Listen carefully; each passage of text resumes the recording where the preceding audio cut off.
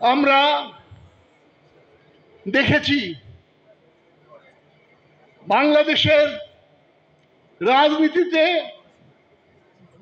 আসন্ন নির্বাচন, গণতান্ত্রিক অধিকারের আদায়ের সংগ্রাম, তার যৌক্তিক পরিণতি যখন সাফল্যের পথে, আমি বলবো সাফল্যের শেষ পথে এগিয়ে চলেছে, তখন বিভিন্ন রকমের ষড়যন্ত্র এর পাশাপাশি আবার গড়াচ্ছে।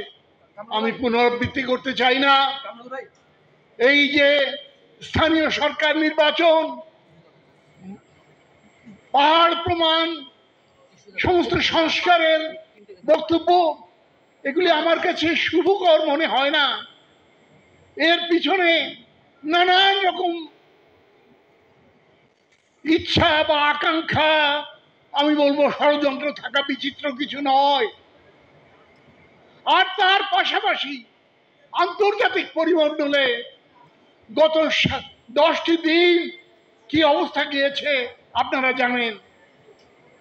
সৌভাগ্যের বিষয় এখন কিছুটা সমঝোতার দিকে এগোচ্ছে পৃথিবীর বৃহৎ রাষ্ট্রবর্গ, কিন্তু অত্যন্ত অনির্ভরযোগ্য।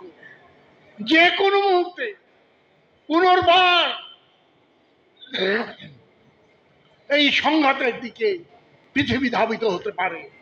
ঠিক সেই মুহূর্তে বাংলাদেশের জনগণ, বাংলাদেশের স্বাধীনতাকামী জনগণ, এবং যে জনগণ একটি স্বৈর শাসক এবং তার পার্শ্ববর্তী রাষ্ট্রে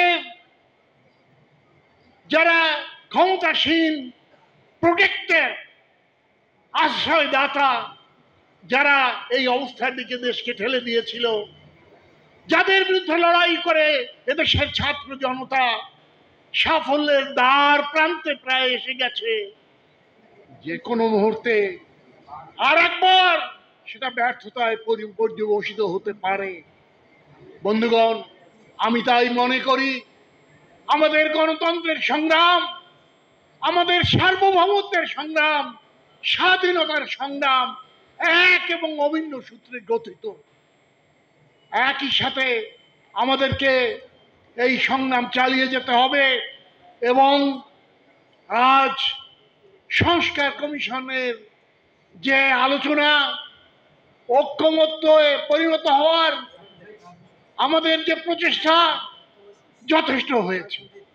আমি মনে করি আর দরকার নাই। যতটুকু পর্যায়ে আমরা উপনীত হতে পেরেছি এইখানে শেষ করেন। আমাদের যতটুকু ঐক্যমত্য হয়েছে তার উপরে ভিত্তি করে এখন ইমিডিয়েটলি, অবিলম্বে নির্বাচনের তারিখ ঘোষণা করা হোক এবং সেই তারিখ বলে দেবে আমাদের আগামী দিনের লক্ষ্য। সেই নির্বাচন অবাধ নিরপেক্ষ নির্বাচন এবং নাগরিকত্বের ভাষায় যে দাপটমুক্ত সর্বজন গ্রাহ্য নির্বাচন আমাদেরকে বলে দেবে আমাদের আগামী দিনের পথ চলা। বন্ধুগণ, আমার বক্তব্য দীর্ঘায়িত করতে চাই না। ইতিমধ্যে সমস্ত বক্তা তাদের বক্তব্যের মধ্য দিয়ে বলেছেন এখন এই মুহূর্তে দরকার একটি অবাধ নিরপেক্ষ নির্বাচন। আমাদের সমস্ত সংস্কার, আমাদের সমস্ত আকাঙ্ক্ষা, আমাদের সমস্ত উন্নয়ন, তার চাবিকাঠি নিহিত রয়েছে এই নির্বাচনের মধ্য দিয়ে একটি গণতান্ত্রিক সরকার প্রতিষ্ঠা করা। সেই লক্ষ্যে আমরা এগিয়ে যাই। আজকের এই দিনে সেই কামনা করে আমার বক্তব্য এখানে শেষ করছি এবং নাগরিকত্বের প্রতি আমার পক্ষ থেকে, আমার পার্টি, জাতীয় পার্টির পক্ষ থেকে এবং 12 দলীয় ঐক্যজোটের পক্ষ থেকে শুভেচ্ছা জ্ঞাপন করে আমার বক্তব্য শেষ করছি। আপনাদের সকলকে ধন্যবাদ।